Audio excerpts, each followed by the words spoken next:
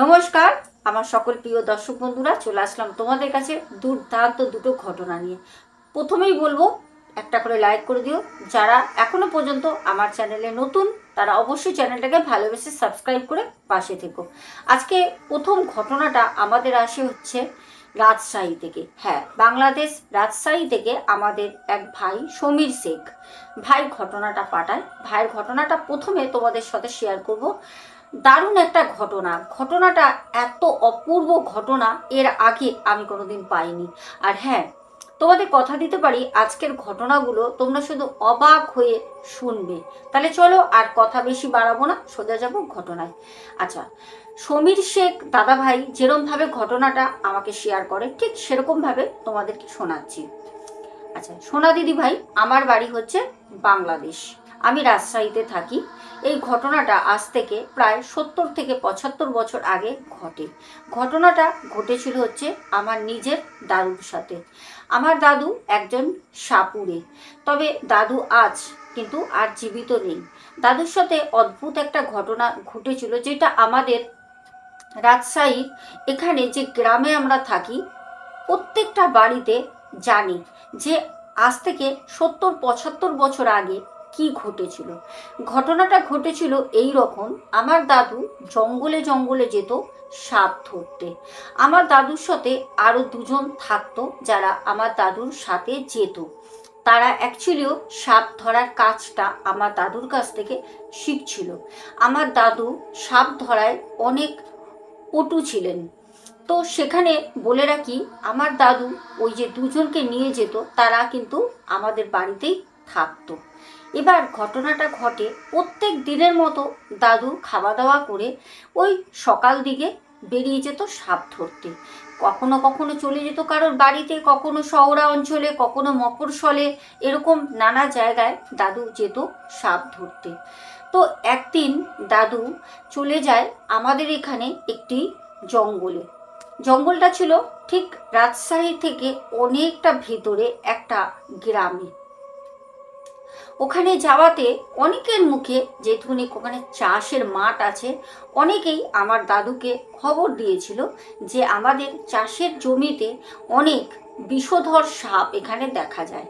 তো আমার দাদু বলেছিল আমি একদিন যাব ওদেরকে ওখান থেকে নিয়ে আসার জন্য, যেটুকুনি আমার দাদু কিন্তু সাপ ধরতো। তো সেই রকমই আমার দাদু সেই দিনকে সেই ঠিকানা মতো চলে যায় সেই মাঠে। ওখানে যাওয়ার পর দেখলো কিছু কৃষক ভাই যারা সকাল থেকে তাদের পরিশ্রম দিয়ে মাঠে চাষ করছে। যখন আমার দাদুকে দেখে সবাই চিনতে পারে, কারণ আমার দাদুর বেশ নাম ছিল। তো দাদুকে তখন বলল যে আচ্ছা দাদু, তুমি এসেছো, তাহলে চলো তুমি দেখো মাঠের মধ্যে কোথায় সাপ আছে। আর আমার দাদু যেহেতু উনি সাপ ধরায় ওস্তাদ ছিলেন, তো আমার দাদু কোন জায়গায় মাঠে দাঁড়িয়ে সুখে বলে দিতেন কোথায় কোন গর্তে ভিতরে মাটি খুঁড়ে সাপ বসে রয়েছে। তো এইরকমই আমার দাদু খোঁজ করতে করতে করতে করতে চলে যায় মাঠের এক প্রান্তে। ওখানে যাওয়ার পর দেখলো মাঠের ধান মাঠ, সেখানে অনেক জায়গায় গর্ত করা রয়েছে, মাটি খুঁড়ে বেশ বিশাল গর্ত, কিন্তু সেখানে আমার দাদু কিন্তু কোনো রকম সাপ পায়নি।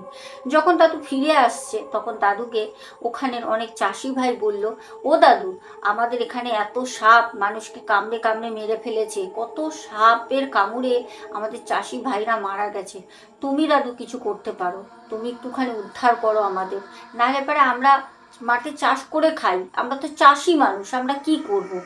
আমার দাদু তখন বলল যে আমি তো আমার আপ্রাণ চেষ্টা করলাম, কিন্তু একটাও তো সাপ আমার হাতে পেলাম না, তবে আমি চেষ্টা করব দুপুর দিকে একবার আসার, সন্ধ্যের দিকে নয় আমি একবার আসব। তখন চাষি ভাইরা বলল, দাদু আপনি যে সন্ধ্যাবেলা আসবেন ওই সময় তো আমরা সব ফিরে যাব বাড়ি, কারণ আমরা অনেক ভোরে এসেছি মাঠে। দাদু বলল তোমরা চলে যাও, তাতে অসুবিধা নেই, আমি আমার সাথে দুজনকে নিয়ে আসব, যারা দুজন আমার সাথে আছে দেখতে পাচ্ছ, আমি তাদের নিয়ে আসব, সাপ আমি নিয়ে যাব, কোনো অসুবিধা নেই, কেউ না কেউ তো মাঠের পাশে থাকবে, দেখতেই পারবে, তোমরা খবর পেয়ে যাবে। তো দাদু ওখান থেকে ফিরে চলে আসে। দাদু বাড়িতে আসার পর খাওয়া দাওয়া করে দুপুরবেলা ঘুমিয়ে পড়ে। আমার দিদা দাদুকে বলে, কি গো যাও, তুমি বলেছিলে না আজকে যাবে জঙ্গলে, কোথায় যাও, ওখানে তো তুমি বললে সাপের উপদ্রবে নাকি চাষি ভাইদের অনেক ওখানে মৃত্যু হচ্ছে, তোমার জন্য হয়তো তারা অপেক্ষা করবে, তুমি যাও। তো দাদু বলল, হ্যাঁ অনেকটা বেলা হয়ে গেল, আসলে শুয়ে পড়েছিলাম, শরীরটা ঠিক ভালো নেই। যাই হোক, দাদু সেই কথা মতো কিন্তু সেই মাঠে আবারও যায়। আবারও যখন যায়, ওখানে যাওয়ার পর দেখলো যে 2-3টে চাষি ভাই তখনও মাঠে রয়েছে, তবে সকালে যারা ছিল তারা না, এগুলো অন্য কেউ। তো তখন আমার যে দাদুর সাথে যে দুজন ছিল তারা তখন বলল, সন্ধে হয়ে যাচ্ছে দাদু, তাড়াতাড়ি দেখো কোন জায়গায় সাপ আছে, কারণ সন্ধেবেলা, আর তখন আমাদের কাছে এখনের মতো এত টেকনোলজি, এত নিত্য নতুন জিনিস ওইসব তো কিছু ছিল না। বিন বাজিয়ে সাপকে বশে করে সেই সাপকে দাদু ধরে নিয়ে আসতো। তো দাদু তখন ওদের দুজনকে বলল, এত ঘাবড়াচ্ছিস কেন, ভয় পাস না, আমি ঠিক ধরে নিয়ে যাব। তখন দাদু নিজে মাঠে ঘুরতে ঘুরতে ঘুরতে ঘুরতে ওদের দুজনকে মাঠের এক প্রান্তে দাঁড় করিয়ে রেখে একা একা নানা দিকে ঘুরছে। আর দাদু কিছু মন্ত্র জানতো, মন্ত্র পড়ে দাদু কিন্তু সাপ অনেক সময় বশ করতো।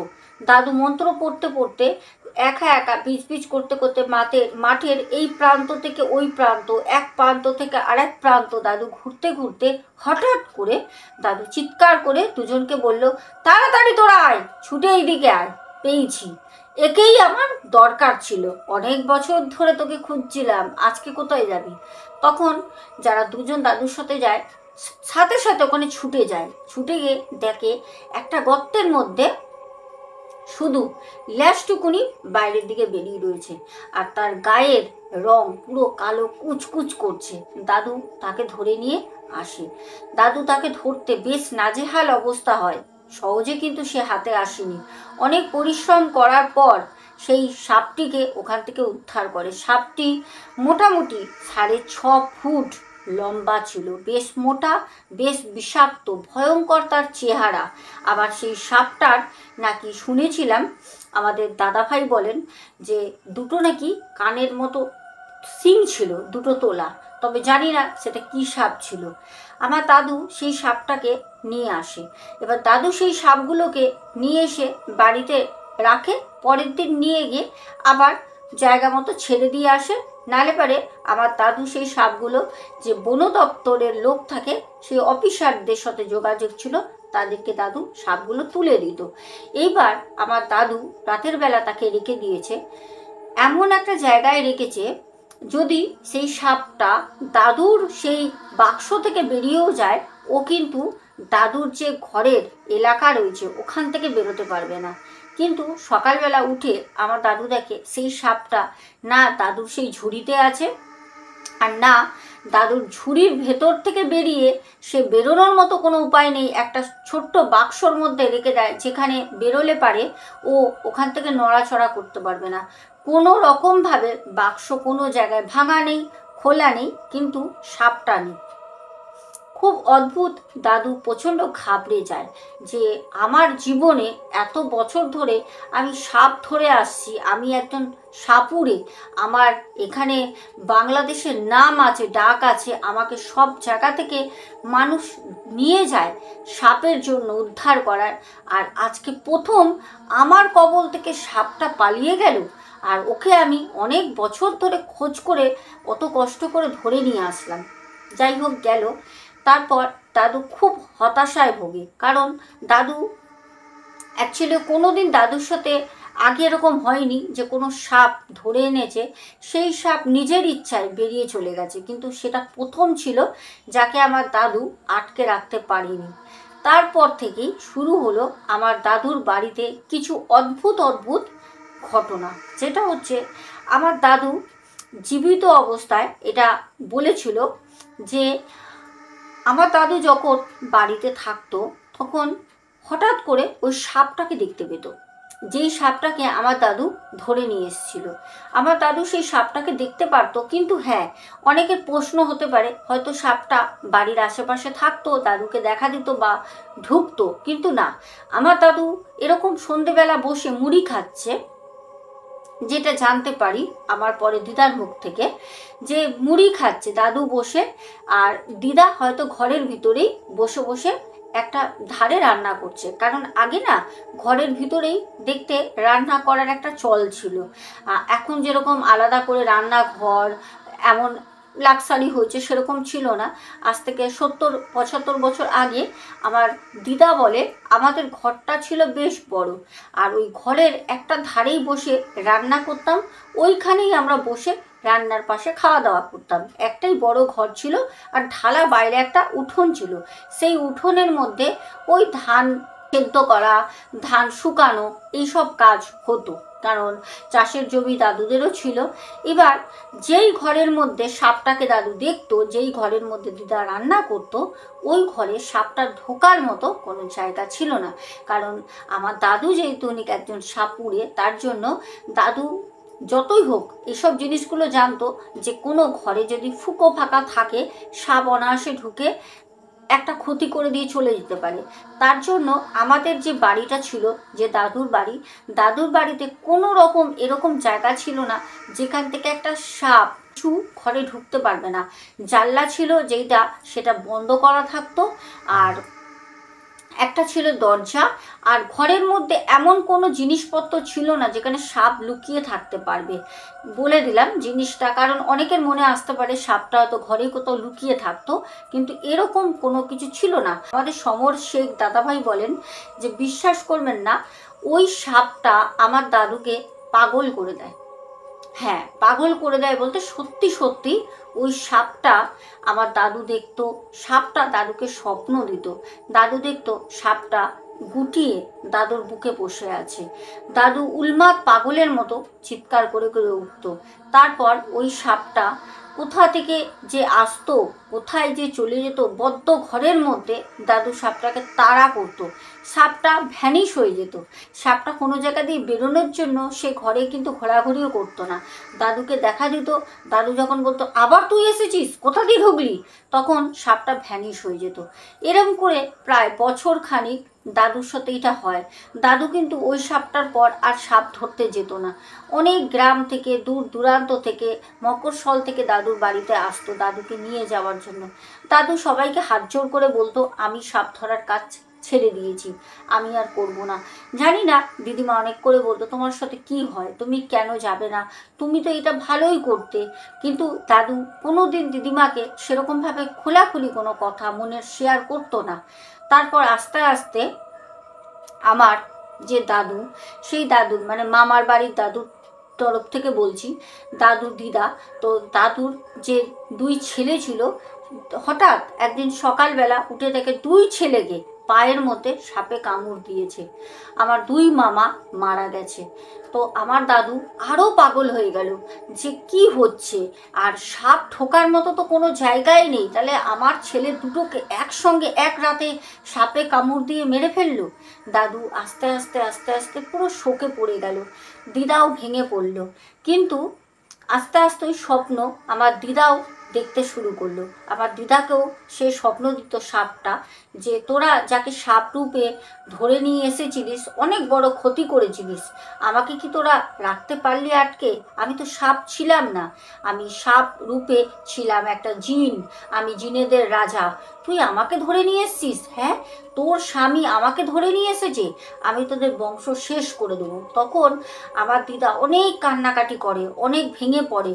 গ্রামে তাবর তাবর যে ওঝা তান্ত্রিক গুণিন সবার কাছে যায়, তখন সবাই একত্র হয়ে আমার দিদার পাশে দাঁড়ায়। গ্রামের কিছু লোক, ওখানের কিছু তান্ত্রিক ওঝা, তারা বলল আমি এমন কিছু কাজ করে দেবো যেখানে গিয়ে তোমাদের ও কোনো ক্ষতি করতে পারবে না। আর সেই জিন, যে জিনের রাজা ছিল সাপটা, অ্যাকচুয়ালি ওটা কোনো সাপ ছিল না, ওটা একটা রূপধারী ছিল জিন। তখন বলল সেই জিনকে আমরা ডাকার চেষ্টা করব।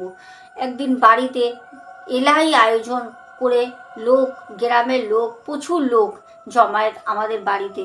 আমার দিদার বাড়িতে সব লোকজন আসে, তান্ত্রিক ওঝা আসে, সবাই মিলে ওখানে সেই মানে জিনের রাজাকে ডাকা হলো। জিনের রাজা কিন্তু আসলো। অনেক অনেক করে চেষ্টা করে, অনেক করে তাকে আহ্বান জানানোর পর সেই জিনের রাজা সেই সাপ রূপেই আসে। সেই সাপ রূপেই কিন্তু আমার দাদুর বাড়ির উঠোনে আসে, যেখানে শয়ে শয়ে লোক সবাই কিন্তু দেখে।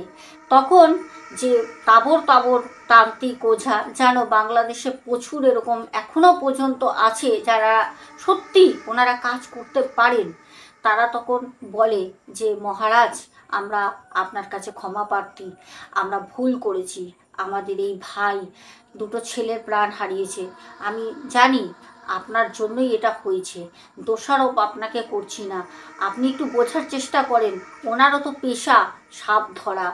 গ্রামের লোক এসে বলে মাঠের জমিতে সাপের কামড়ে চাষি ভাইরা মারা যাচ্ছে, একে একে চাষি ভাইরা যদি মারা যায় আমরা কি করে থাকবো, আমরা কি খাবো, যার জন্য উনি ওনার কাজ করতে গিয়ে হয়তো ভুল করে না জেনে আপনাকে নিয়ে এসছে, আপনি এত বড় সংসারে ক্ষতি করে দিলেন, ওনার দুটোই তো ছেলে ছিল, ছেলে দুটো মারা গেল, আপনি এত বড় ক্ষতি করলেন কেন মহারাজ, আপনাকে আমরা সম্মান করছি, আপনি এই দুজনকে ছেড়ে দেন, বুড়ো বুড়ি এদেরকে কিছু করবেন না, এদের পুরো বংশটা শেষ হয়ে যাবে, দুটো ছেলেকে তো মানে মৃত্যু আপনি দিয়েই দিয়েছেন। তখন গ্রামের লোক সহকারে ওখানে দেখে যে ওই যে সাপ, তখন সাপ মানে উনি তো সাপ না, ওনার রূপে অ্যাকচুয়ালি ছিল হচ্ছে জিনের মহারাজ। তো তখন উনি বলেন মানে সাপেরই বেশে রয়েছে, রূপটা সাপের কিন্তু কথা বলছে মানুষের মতো পুরুষ কণ্ঠে।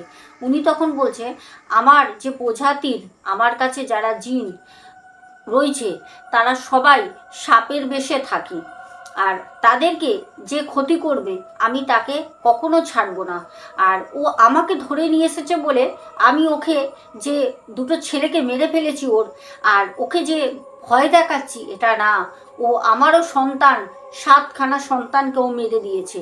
আমি ও যেরকম আমাকে ধরে বলেছিল যে এতদিন ধরে তোরই খোঁজেছিলাম, তোকে ধরার জন্য আমিও ওই চাষের জমিতে মাঠের আড়ালে খুপটি মেরে বসেছিলাম ওর অপেক্ষায়, কারণ ও আমাকে কি ধরবে, ওকে তো ফাঁদে ফেলে আমি নিয়ে গেছি, আর যে চাষি ভাই ওকে ডেকে নিয়ে গেছিল তাকে গিয়ে খোঁজ করে দেখ তোরা সে চাষি ভাইকে খুঁজে পাবি কি না, কারণ সে কোনো চাষি ভাই ছিল না, আমারই পাঠানো কেউ একজন ছিল, সেও জিন।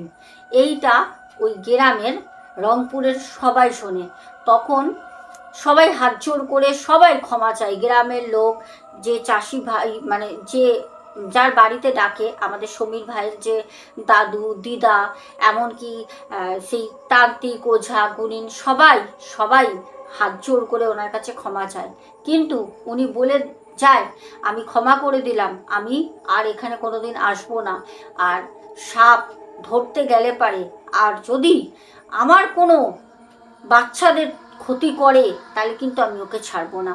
কিন্তু আমার দাদু ওর পর থেকে সাপের ধরার কাজটা কিন্তু জীবনের মতো ছেড়ে দেয়, জীবনের মতো। কিন্তু আমার দাদু প্রায় সেই ঘটনার 14 বছর পর একটা ভুল করে বসে। সেটা হচ্ছে আমার দাদু যেহেতু উনি সাপুড়ে ছিল, উনি কারোর ক্ষতি হোক এটা দেখতে পারতো না।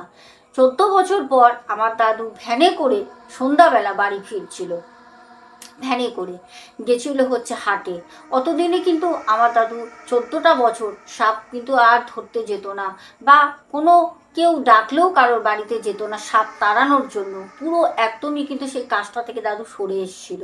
হাটে যেত, হাটে সবজি বিক্রি করতো, ওই হাট থেকে সবজি নিয়ে সন্ধ্যাবেলা ভ্যানে করে বাড়ি ফিরছিল। হঠাৎ করে রাস্তার মধ্যে একটা সাপ শুয়ে থাকতে দেখে, যেই সাপটা মানে ভ্যানকে কোনো মতে এগোতে দিচ্ছিল না তার রাস্তায়।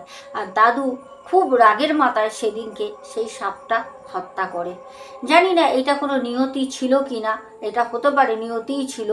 তারপর দাদু রাতের বেলা সেই দিনকেই বাড়িতে আসার পর খাওয়া দাওয়া করে শোয়। সকালবেলা আমার দিদা দেখে সাপের কামড়ে আমার দাদু মারা গেছে, দাদুর মুখের একটা সাইড দিয়ে গেঁজা বেরোচ্ছে। তখন আমার দিদিমা বুঝতে পারে যে দাদুকেও সাপে কামড় দিয়েছে। তবে এইটুকুনি ঠিকই আমরা বুঝতে পেরেছিলাম, আমার দিদা যেটা বলেছিল যে সাপে যেহেতু উনি কামড় দিয়েছিল, আমার দাদু কথা দিয়েছিল আমি কোনোদিন সাপ ধরবো না বা মারবো না। তো আমার দাদু সেই কথা দেওয়ার 14 বছর পর যে সাপটাকে রাস্তায় মেরে ফেলে, তারপরেই আমার দাদুর সেদিন রাতেই মৃত্যু হয়।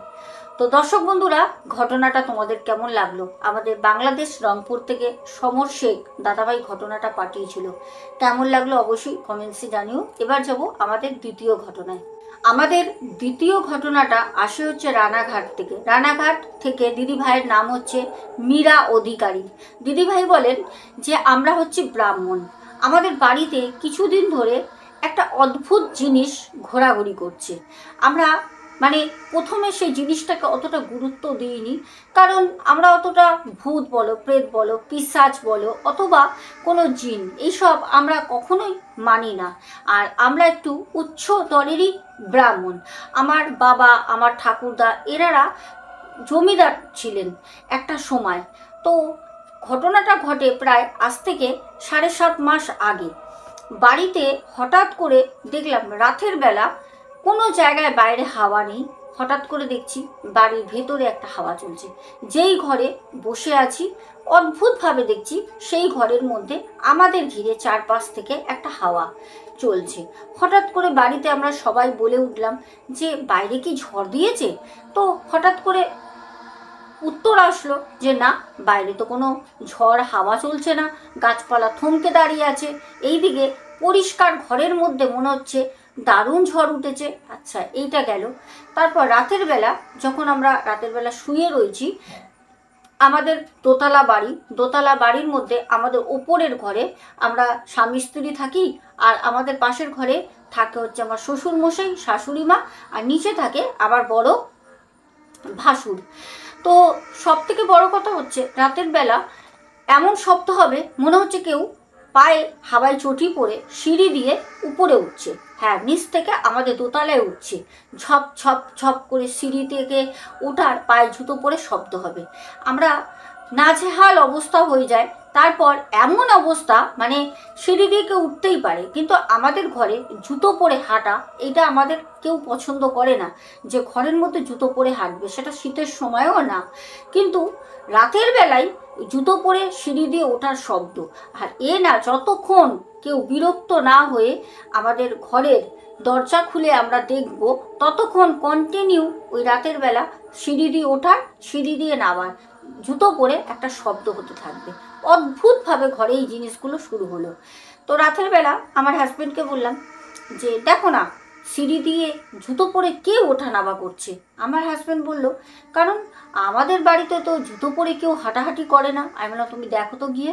আমার হাজব্যান্ড যখন ঘরের দরজাটা খোলে দেখলো না, কেউই না। আর আমাদের সিঁড়িটা হচ্ছে মাঝখান দিয়ে উঠেই একদিকে আমরা থাকি, একদিকে শ্বশুরমশাই শাশুড়ি মা থাকে, আর নিচের পুরোটা নিয়ে থাকে আমার দেওর, আমার ভাসুর সরি।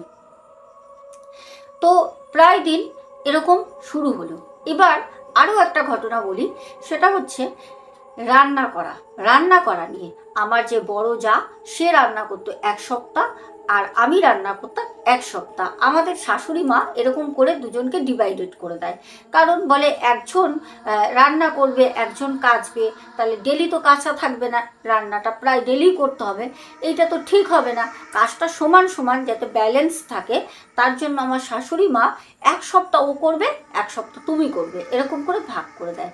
তো আমার যে বড় দিদি ভাই মানে আমার যা, যখন রান্না করতে যেত ওনার সময় ওই একটা সপ্তাহে কোনো রকম রান্নাঘরে কিছু হতো না, বেশ রান্না করছে রেখে আসছে, সেই রান্না আমরা খাচ্ছি। কিন্তু যখন আমার সপ্তাহ পড়তো রান্না করার, তখনই আমি দেখতাম যে অর্ধেক রান্না আমার হাফিস মানে ভ্যানিশ হয়ে যেত। আমি হয়তো রান্না করেছি 10 পিস মাছ, 2 পিস মাছ নেই, হয়তো 1 বাটি ডাল করে রেখেছি, হাফ ডাল নেই, হয়তো কোনো সবজি করে রেখেছি, সবজি পুরো বাটিতে মনে হচ্ছে কেটে কেউ ধার দিয়ে নিয়ে নিয়েছে সবজিটা, সবজি কম। এমনকি যে ভাত রান্না করতাম হাঁড়ি থেকে ভাত পর্যন্ত চুরি হয়ে যেত। খুব অদ্ভুত লাগলেও এটা একদম সত্য ঘটনা। আমাদের দিদিভাই বলেন আমি আস্তে আস্তে বাড়ির লোকের কাছে খুব ছোট হয়ে যাচ্ছিলাম সবার চোখে। সবাই ভাবতো হয়তো আমি রান্না করে আগে আগে খেয়ে নিই, নয় আমি রান্না করে ঘরে অশান্তি করার জন্য রান্না করব না বলে সেই খাবারগুলো হয়তো বাইরে কোথাও লুকিয়ে ফেলে দিই। আস্তে আস্তে সংসারের মধ্যে শুরু হলো একটা অশান্তি। দীর্ঘদিন এরকম অশান্তি চলতে চলতে একদিন আমাদের পাশের বাড়ির এক কাকিমার সাথে দেখা হয়। আমি যাচ্ছিলাম, রেশন কার্ড কিছু পরিবর্তন করার ছিল। হঠাৎ করে কাকিমা আমাকে ডেকে বলল, এই বৌমা, শুনলাম নাকি তোমাদের বাড়িতে কিছু অদ্ভুত অদ্ভুত কাণ্ড ঘটছে। তখন আমি ওনাকে হেসে বললাম, না না, এসব কে বলেছে, আপনি কি করে জানলেন কাকিমা? তখন সে কাকিমা বলল, কেন, তোমার শাশুড়ি মাই তো সকালবেলা বলল। ফুল আনতে গেছিলাম তোমাদের বাড়িতে, ফুল দিতে দিতে বলল বাড়িতে কি শুরু হয়েছে আর ভালো লাগছে না, বুঝতে পারছি না। হ্যাঁ, যখনই আমার ছোট বৌমা রান্না করে তখনই রান্না অর্ধেক শেষ হয়ে যাচ্ছে। আমি বললাম, এইসব আপনাকে বলেছে কাকিমা? তখন বললো, দেখো বাবু, তুমি আমার তো মেয়ের মতো, তুমি কিন্তু এইসব তোমার শাশুড়ি মাকে বলো না, কারণ জানো তোমাদের অবস্থা তো ভালো, আমাদের অবস্থা সেরকম না। তোমার শাশুড়ি মায়ের কাছ থেকে আমি মাস গেলে যখন যেটা দরকার হয় একটু টাকা পয়সাও নিয়ে আসি, একটু চাল ঠাল এসব উনি দেন, আর গাছের ফুলও দেন। এসব কথা বললে পারে হয়তো এগুলো দেওয়া বন্ধ করে দেবে, কথা বলবে না, বলো না। আমি বললাম, ঠিক আছে। তো আমি বললাম, হ্যাঁ ঠিকই শুনেছেন কাকিমা, আমাদের বাড়িতে এরকম হচ্ছে, জানি না কেন। আমার যখন যা রান্না করে তখন কিছুই হয় না, কিন্তু আমি রান্না করি যখন এক সপ্তাহ আমার থাকে রান্না করার একটা ডেট, তখনই প্রত্যেক দিন এরকম হবে। রাতের বেলা হয় না, দুপুর বেলা হয়। তখন ওই কাকিমা বলল যে, দেখো আমি তোমাকে বলি, একটা ভালো কোনো তান্ত্রিক বা ওঝার কাছে যাও, গিয়ে বিষয়টা নিয়ে একবার দেখাও। অনেক সময় না বাড়িতে কোনো খারাপ আত্মা যদি আসে, তাহলে বাড়িতে না এরকম হয়। অনেক রকমভাবে বাড়িতে ওই নেগেটিভ যারা এন্টিটি থাকে না, তো তারা অনেকভাবে, জানো তো দর্শক বন্ধু, তোমাদের বলছি, বাড়িতে কিন্তু অশান্তি করায়। হ্যাঁ, একটা সংসার সুন্দর সাজানো গোছানো খুব হ্যাপি একটা ফ্যামিলি, হঠাৎ করে দেখবে বাড়িতে অশান্তি ঝামেলা সৃষ্টি, রাত দিন খাওয়া নেই, থালা ছোড়াছুড়ি হচ্ছে, রান্না করা খাবার সেই খাবারগুলো মানুষ খেতে পারে না। এই জিনিসগুলো কিন্তু শুধু বাস্তু দোষ বা না নক্ষত্র দোষে হয় না, এগুলো যদি বাড়িতে কোনো খারাপ আত্মার উপস্থিতি যদি তৈরি হয়, তাহলে কিন্তু এই জিনিসগুলো হয়। ওরা কিন্তু অপেক্ষা করে যে কোন বাড়িতে অশান্তি হচ্ছে সেই বাড়িতে আমি ঢুকবো, ওরা এগুলো করে। তো যাই হোক, তখন আমাদের দিদিভাই বলে, আমি শুনে না তো সত্যি কথা বলতে না ভূত পেট মানতাম, না ওই তান্ত্রিক ওঝা জ্যোতিষী এসব আমি কোনোদিন কিছুই মানতাম না। আমি ভাবতাম কর্ম যদি ভালো করি ফল অবশ্যই ভালো হবে, কিন্তু না, শেষ পর্যন্ত বাড়িতে চরম পর্যায়ে একদিন অশান্তি হলো। এটা তো স্বাভাবিক, যখন আমার যা রান্না করছে তখন সব কিছু সেরকমই রয়েছে। এবার মাছের পিস আসে, সেই পিস থেকে যদি দুটো তিনটে পিস ভ্যানিশ হয়ে যায়, তো বাড়িতে তো অশান্তি হবেই। একটা একদিন দুদিন তিন দিন কত দিন মানুষ সহ্য করবে? তারপর লাস্টে বাধ্য হয়ে আমি আমার হাজবেন্ড যখন গেলাম ওঝার কাছে, তখন সেই ওঝা বলল, তোদের বাড়িতে কোনো পিশাচ আছে। পিশাচ, সেই পিশাচ তোর খাবারগুলো খেয়ে নেয়। আমি তখন বললাম, তাহলে আমার যে বাড়িতে বড় দাদার মানে ভাসুরের বউর কথা বললাম, তার খাবারগুলো তো খায় না। বলল, না, ওর খাবার খায় না, কারণ ও যে রান্না করে রেখে দিয়ে আসে, ওর তুলসীর মালা আছে গলায়, ঠিক আছে, তুলসীর মালা আছে, ও রান্না করে খাবারগুলো, ওর রান্না ও ধরে না। তুই তো ঠাকুরও মানিস না, তুই ঠাকুর মানিস না, তুই কোনো কিছু মানিস না, তোর খাবার ও রাখে, তুই নোংরা করে রান্না করিস, তোর মানে যে রান্না হাতে ওইটা ওই পিশাচের খুব প্রিয়, ওই জন্য ও ওর মতো করে খাবার কিন্তু নিয়ে খেয়ে নেয়। আমি তখন বললাম, এইটা আমার হয় নাকি? বললো, দেখলি, তোকে আমি বললাম তোর বিশ্বাস নেই, সেই ওঝা বলছে। তারপর দিদিভাইকে ওঝা কিছু মাটি দেয়, মাটি মাটি পড়ে দেয়, বললো এই মাটিগুলো রান্নাঘরে যেখানে তুই খাবার রাখবি ওইখানে না ধার দিয়ে ছিটিয়ে রাখবি, রান্নাঘরে ও ঢুকতে পারবে না। তারপর দিদিভাই সেইটাও ভেবেছিল, দিদিভাই বলে, আমি ওই মাটি দেখেও খুব হাসছিলাম আর ভাবছিলাম যে এই মাটি দিয়ে পিশাচ তাড়াবো, কিন্তু বিশ্বাস করবে না, সেই মাটি রান্নাঘরে যখন আমি দিয়ে রাখতাম, কিন্তু আমার খাবার কোনো রকমভাবে ভ্যানিশ হতো না।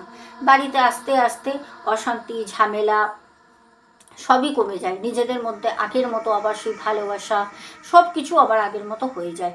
তবে ওই পিশাচটা কোথা থেকে এসেছিল, কে ছিল, কোথায় গেল, আমরা কিছুই জানি না। তো প্রিয় দর্শক বন্ধু, ঘটনা দুটো কেমন লাগলো অবশ্যই জানিও। আমার তো দারুণ লেগেছে। যে সব সময় খুব ভয় পেতে হবে এরকম কিন্তু কোনো মানে না, তবে কিন্তু দুটো ঘটনার মধ্যে ভয় কিন্তু লুকিয়ে ছিল। মানে ভাবো, রান্না করা জিনিস কে প্রত্যেক দিন দিদিভাইয়ের যখন 1 সপ্তাহ রান্নার ডেট থাকতো, রান্না ভ্যানিস, 20টা বাড়িতে লোকজন আসলে দিদিভাই বলে মানে লজ্জায় পড়ে যেতে হতো। কারণ রান্না আমি যেরম করেই করে রেখে আসি, দরজা বন্ধ করে, জানলা বন্ধ করে, যাই করে, জানতাম না তো, যাই করতাম, প্রথমে ভাবতাম আমার যা করে, প্রথমে ভাবতাম বদমাইশি করে যা করে, কিন্তু চায়ের সাথে আমার খুব ভালো দিদি বোনের আলাপ, তবুও আমি মনে এগুলো ভাবতাম। কিন্তু বাড়িতে যখন আত্মীয় স্বজন আসতো, প্রচণ্ড সবার কাছে লজ্জায় পড়ে যেতাম। কারণ হয়তো 20 পিস মাছ রয়েছে, সবাইকে পাতে দেওয়ার সময় দেখা গেল 6 পিস মাছ নেই ওখানে, এরকমও দিন গেছে। যাই হোক দর্শক বন্ধু, আজকে আসবো, ঘটনা দুটো কেমন লাগলো অবশ্যই জানিও। যেতে যেতে সবাইকে বলবো, স্ক্রিনে যে নাম্বারটি যাচ্ছে, যেরকমভাবে ঘটনা শেয়ার করছো ওই নাম্বারে আমাকে হোয়াটসঅ্যাপ করো, ঘটনা শেয়ার করো, আমি তোমাদের সাথে আছি, সবসময় পাশে থেকো। আজকে আসবো, দেখা হবে আগামীকাল ঠিক রাত 10টায়। আজকের মতো যাচ্ছি, চলো টাটা, গুড নাইট।